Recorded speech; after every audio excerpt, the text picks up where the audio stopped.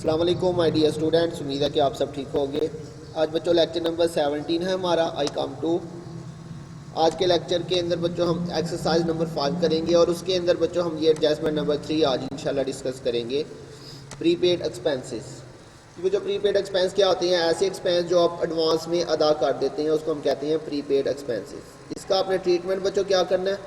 एक दफ़ा तो आपने इसे इनकम एंड एक्सपेंडिचर में जाके रिलेटेड एक्सपेंस में से माइनस कर देना, और दूसरा अगर बैलेंस शीट पूछेगा तो उसमें आपने इसे एसेट साइड पे लिखना। ठीक हो गया? ये इसका सबसे पहले तो आपने ट्रीटमेंट याद करना है। और उसके बाद बच्चों प्रीपेड के लिए वो डिफरेंट नाम वो क्या यूज़ कर सकता है, ये बच्चों मैंने यहाँ पे नाम लिख दिए हुए हैं। प्रीपेड के लिए बच्चों वो ये वाले वर्ड यूज़ कर सकता है। इनमें से कोई सा भी वर्ड आ जाए तो इसका सेम मतलब होगा, सेम ट्रीटमेंट होगा।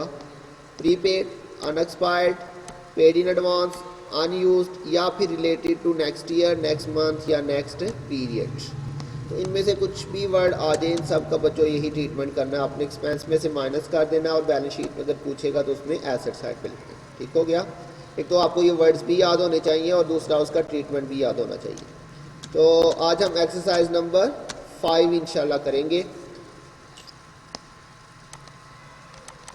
तो जी बच्चों लिखा हुआ जी, the following particulars are obtain from the books of old man association for the year ended December 31, 2010। तो सबसे पहले बच्चे इसका फॉर्मेट बना लेते हैं। सबसे ऊपर इसका नाम आ जाएगा old man association income and expenditure account, और डेट आ जाएगी बच्चों 31 दिसंबर 2010।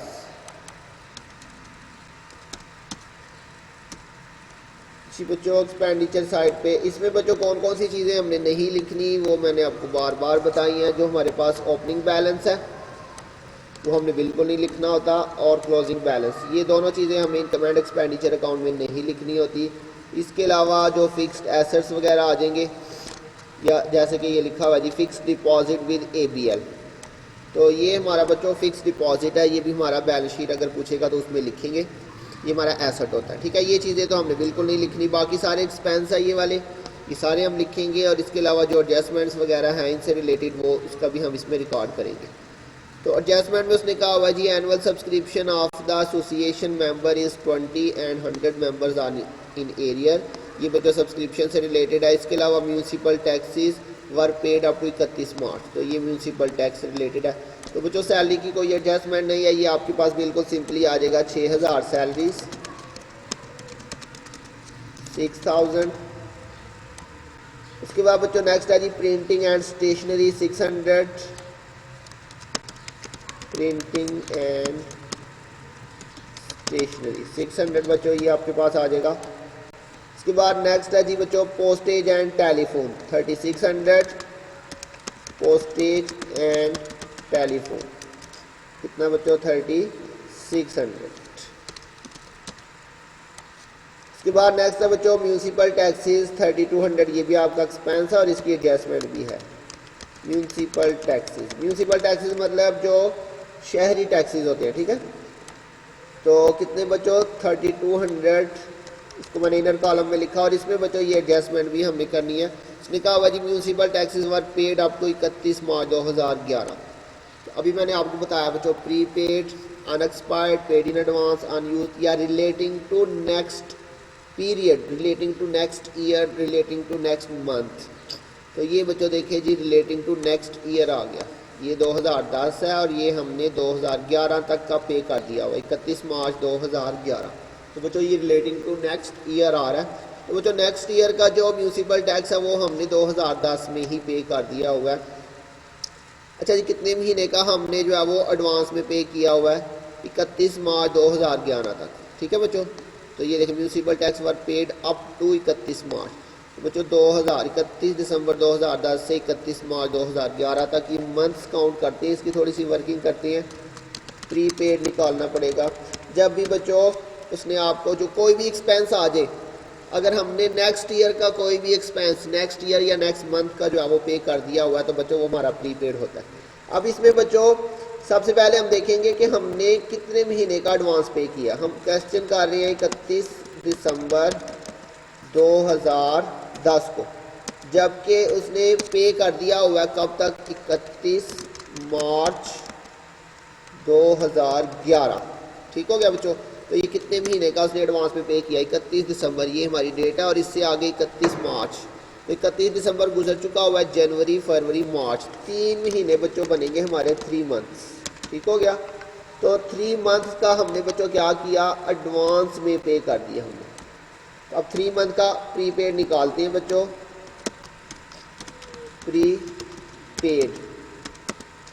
तो इसकी बच्चों अमाउंट कितनी है, 3200। ये वाली आपने इसकी अमाउंट लेनी है 3200, मल्टीप्लाई आपने करना है 3/12। 12 बच्चों कहाँ से आया, साल के अंदर 12 महीने होती हैं और 3 ये जो हमने एडवांस में पे किया। ठीक है, तो ये हमने कैलकुलेट करके 3200 मल्टीप्लाई 3/12, 800 बच्चों आपका जो है वो प्रीपेड आ जाए। क्लियर हो गया। ये 800 आपने क्या करना है, इसमें से लेस प्रीपेड 800, तो ये माइनस कर देना प्रीपेड का। बच्चों मैंने अभी आपको ट्रीटमेंट बताया, प्रीपेड को आपने क्या करना है, रिलेटेड एक्सपेंस में से माइनस कर देना। ठीक है, ये देखो ये म्यूनसिपल टैक्स था, तो प्रीपेड लिखा हुआ था उसने, म्यूनसिपल टैक्सेस वर पेड, ये म्यूनसिपल टैक्स से रिलेटेड है, इसलिए हमने इसको म्यूनसिपल टैक्स में से माइनस कर दिया। और बैलेंस शीट अगर पूछेगा तो ये आपने करंट एसेट्स के अंदर लिख देना 800, लेकिन इसको एक्चुअल में बैलेंस शीट नहीं पूछी हुई। यही मेन पॉइंट था बच्चों इस सवाल के अंदर। इसके अलावा इलेक्ट्रिसिटी चार्जेस हैं 2400, इलेक्ट्रिसिटी चार्जेस 2400 जी बच्चों, तो 2400 ही आ जाएगा। उसके बाद नेक्स्ट है जी आपके पास annual dinner charges 9600, annual dinner charges कितना बच्चों, 9600। क्लियर हो गया जी। इसके बाद फिक्स डिपॉजिट, ये दो चीज़ें तो लिखनी नहीं, फिक्स डिपॉजिट हमारा एसेट होता है। अब दूसरी साइड पे आ जाए, ओपनिंग बैलेंस हमने बिल्कुल नहीं लिखना होता। सब्सक्रिप्शन आ जाएगी बच्चों आपके पास 18000, ये इनकम साइड पे। तो विनर कॉलम में मैंने लिखा, इसमें बच्चों ये एडजस्टमेंट गिवन है हमारे पास, लिखा हुआ जी annual subscription of the association member is 20। कह रहा बच्चों एक मेंबर जो है वो सालाना कितने पैसे देता है, 20 रुपये। 100 members are in arrear, arrear का मतलब बच्चों होता है आउटस्टैंडिंग, एरियर का मतलब आउटस्टैंडिंग, और आउटस्टैंडिंग मैंने आपको बताया था हमने प्लस करना होता है। तो क्या करेंगे, ऐड कर लेंगे एरियर, आउटस्टैंडिंग एक ही मतलब है। अच्छा बच्चों उसने बताया हुआ कि एरियर की वैल्यू निकाल लेते हैं। उसने बताया था कि हर मेंबर जो है वो सालाना कितने पैसे पे करता है बच्चों, 20 रुपये। एनुअली हर मेंबर 20 रुपये पे करता है, और 100 मेंबर्स ऐसे हैं जिन्होंने अभी तक पैसे नहीं दिए हुए, तो ये मल्टीप्लाई कर ले तो ये आपके पास टोटल कितना आ जाएगा, 2000। तो 2000 हमारा आउटस्टैंडिंग आ जाएगा। समझ लगे, ये देखिए लिखा हुआ है एनुअल सब्सक्रिप्शन ऑफ मेंबर 20 रुपये, और 100 मेंबर्स आर इन एरियर्स, मतलब 100 मेंबर जो है वो आउटस्टैंडिंग है, उन्होंने पैसे नहीं दिए हुए। एक मेंबर 20 रुपये दे रहा है, तो 100 मेंबर्स के टोटल कितने बन गए, 2000 रुपये। तो ये 2000 बच्चों आउटस्टैंडिंग हो जाएगा, तो ये हमारे पास प्लस हो के टोटल 20,000 आ जाएगा। क्लियर हो गया बच्चों, बस ये दो एडजस्टमेंट्स थी हमारी। इसके अलावा एंट्रेंस फीस 2000 हमारी इनकम में आ जाएगी।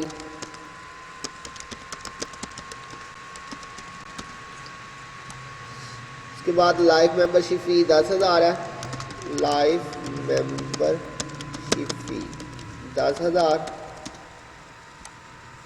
के बाद बच्चों एनुअल डिनर 12,000,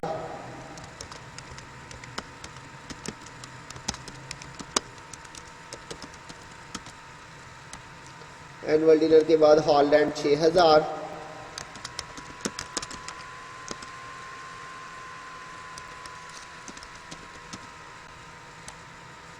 और मिसलेनियस इनकम 1200।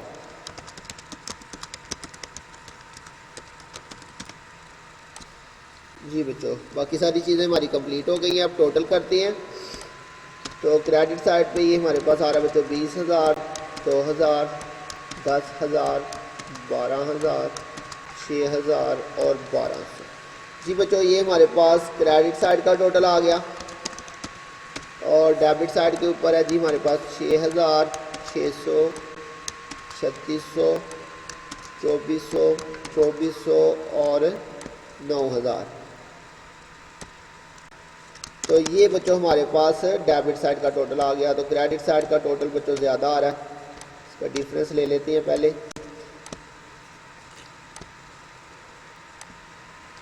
तो बच्चों क्रेडिट साइड का टोटल ज़्यादा आ रहा है, इसी को दोनों साइड पे लिखेंगे हम।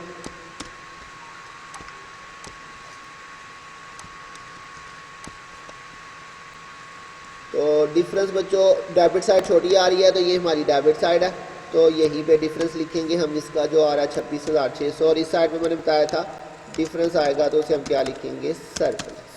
क्लियर हो गया बच्चों। तो ये हमारा आज का क्वेश्चन था, उम्मीद आपको समझ आ गई होगी बच्चों। अगर किसी पॉइंट की समझ नहीं आई तो बच्चों पूछ लीजिएगा। अपना ध्यान रखिएगा, इंशाल्लाह बहुत जल्द मिलेंगे नेक्स्ट लेक्चर के साथ। तब तक के लिए अल्लाह हाफिज़।